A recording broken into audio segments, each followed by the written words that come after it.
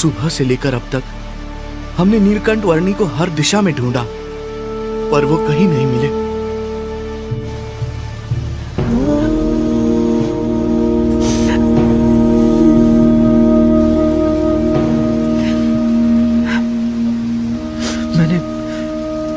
मैंने दूर दूर तक ढूंढा, पर नीलकंठ वर्णी नहीं मिले।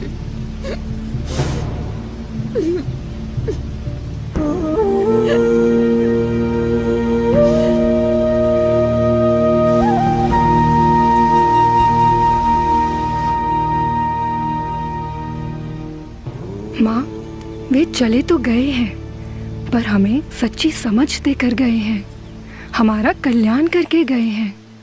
उन्होंने कहा था ना कि उन्हें तो अभी अनेक मनुष्यों का कल्याण करना है। हाँ, हाँ। वे कहते थे ना कि यदि समझ में आए तो एक सच्चे स्वजन की तरह वे हमेशा सबके साथ ही रहते हैं। वैसे ही वे हमेशा हमारे साथ रहेंगे। हाँ बेटा।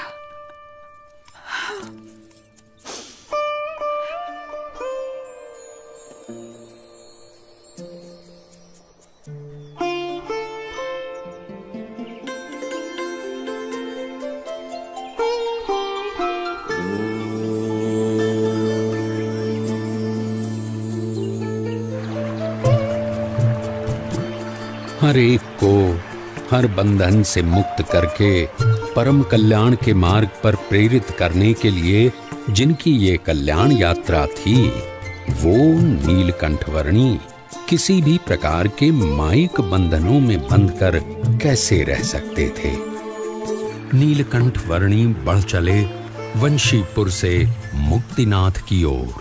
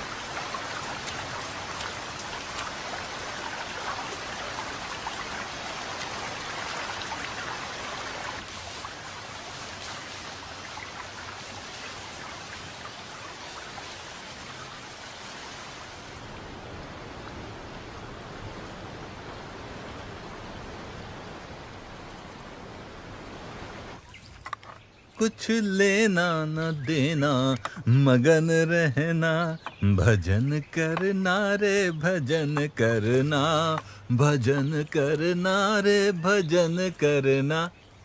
भजन तो करना और भोजन भी करना, क्योंकि भूखे पेट न होए भजन गोपाला रे। आहा, भजन करना पर भोजन भी करना, भजन। अरे छोटे महाराज, बाल योगी जी, कुछ भोजन खाओगे महाराज? आओ आओ। अरे बड़ा स्वाद बना है आज तो। लो दीजिए। धन्यवाद। ग्रहण करो योगी जी, ग्रहण करो। यात्रा पर निकले हो? जी हाँ। कुछ सामान नहीं है साथ में? वैसे तो मेरे पास भी और कुछ खास सामान नहीं रहता, पर हाँ, अपने भोजन का प्रबंध करने का सारा सामान मैं अपने पास ही रखता हूँ। वो क्या है कि मुझे भाई भोजन हमेशा बढ़िया चाहिए, एकदम स्वाद। वैसे आप खाने का प्रबंध कैसे कर लेते हो? कुछ साथ में तो नहीं रखते? कुछ ये खाने लायक तो नहीं दिख रहा आपके पास, कमंडल वगैरह के अलावा? सामान की क्या आवश्यकता है? बस इस शरीर को जीवित रखा जा सके उतना प्रबंध हो जाता है और वही पर्याप्त है। बात तो सही है, लेकिन खाने अरे अरे अरे अरे महाराज, अरे ये क्या कर रहे हैं छोटे योगी जी? अरे अरे अरे सत्यानाश, सारी मेहनत पानी में मिला दी आपने। ऐसे पानी मिलाकर भोजन कौन करता है महाराज? इसमें स्वाद क्या आता है और आनंद क्या आता है इसमें? स्वाद तो परमात्मा की मूर्ति का आता है और आनंद भी उनके स्वरूप का, निज स्वरूप का ही आता है।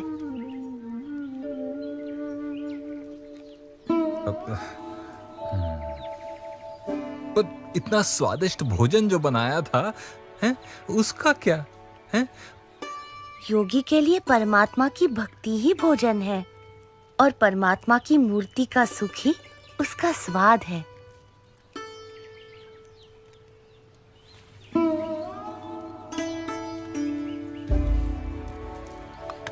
धन्यवाद सन्यासी जी। बाली होगी, धन्यवाद तो मुझे आपका करना चाहिए कि आपने मुझे इस स्वाद लोलुपता से अवगत कराया महाराज, और निस्वाद होने की सीख दी। कुछ लेना न देना, मगन रहना, और भोजन नहीं, अब भजन ही करना। भजन करना रे, भजन करना।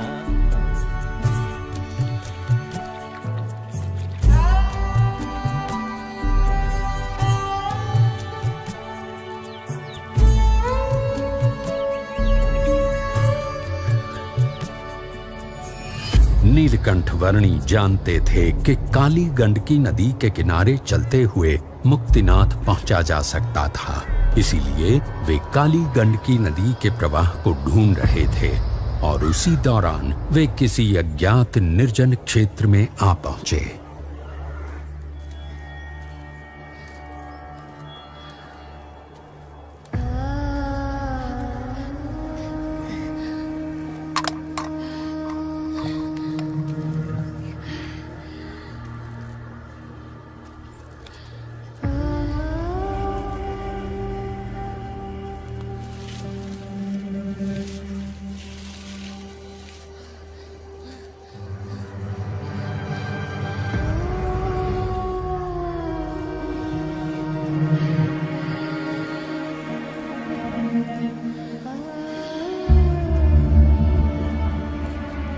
इस सुनसान क्षेत्र में धरती पर खाने या पीने के लिए कुछ भी नहीं था और आकाश में शिकारी पक्षियों के झुंड किसी भी पशु या मनुष्य के शरीर को अपना भोजन बनाने के लिए आतुर थे।